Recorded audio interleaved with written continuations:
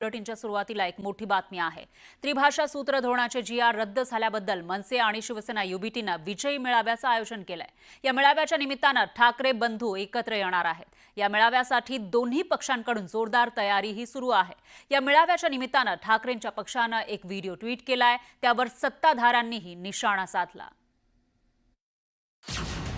विजयी मेळाव्याची जोरदार तयारी, मुंबईत ठिकठिकाणी बॅनरबाजी, कार्यकर्त्यांचा उत्साह शिगेला। 16 एप्रिल 2025 आणि 17 जून 2025 हे दोन्ही शासन निर्णय आम्ही रद्द करण्याचा निर्णय घेतलेला आहे।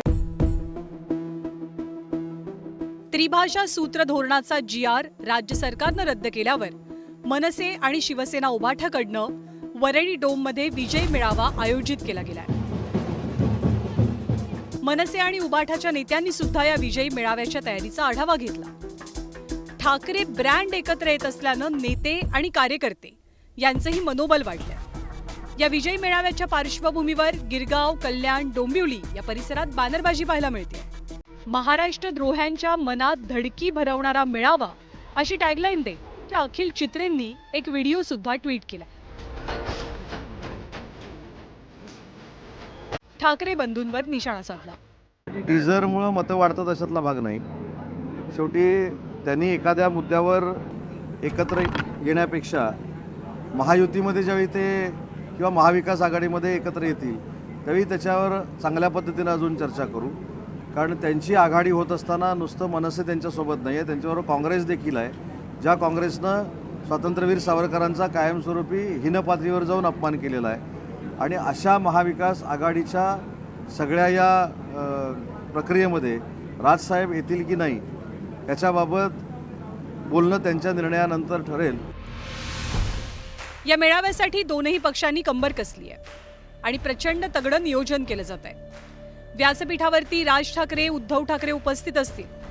उद्धव ठाकरे, राज ठाकरे यांच्यासोबतच शरद पवार, हर्षवर्धन सपकाळ यांच्यासह अन्य पक्षांचे पक्षाध्यक्ष उपस्थित राहतील अशी माहिती आहे। वरळी डोममध्ये साधारणतः 7 ते 8 हजार लोकांच्या बसण्याची व्यवस्था आहे। वरळी डोमच्या हॉलमध्ये तसंच हॉलच्या बाहेर आणि रस्त्यावरती सुद्धा LED स्क्रीन लावल्या जातील। पार्किंगसाठी वरळी डोमच्या बेसमेंटमध्ये 800 गाड्यांच्या पार्किंगची व्यवस्था उपलब्ध आहे। वरळी डोमच्या समोर कोस्टल रोडच्या पुलाखाली दुचाकी गाड्या पार्क करण्याची व्यवस्था केली जाईल। महालक्ष्मी रेस्कोर्समध्ये बसेस आणि बाहेरच्या वाहनांसाठी पार्किंगची व्यवस्था असेल। या निमित्तानं जो एक जल्लोष, विजय मेळावा, मराठीचा आवाज, जो गर्जना ऐकायची आहे त्यासाठी लोक जमणार आहेत। ते उद्धव ठाकरे, राज ठाकरे मंचावरती एकत्र आहेत, ते बाजूला बसणार आहेत, ते एकमेकांशी गुजगोष्टी करणार आहेत जाहीरपणे, ते एकत्रपणे व्यासपीठावरती वावरणार आहेत। हा अनुभव घेण्यासाठी, हा रोमांचक अनुभव घेण्यासाठी राजकीय लोक जमणार आहेत। त्याच्यामुळे इथे बाकी येणारे सगळे आमचे गेस्ट आहेत, पाहुणे आहेत, आम्ही त्यांचं स्वागत करू। 5 जुलैची तारीख महाराष्ट्रासाठी ऐतिहासिक असेल, कारण या दिवशी ठाकरेंची एकत्रित ताकद महाराष्ट्र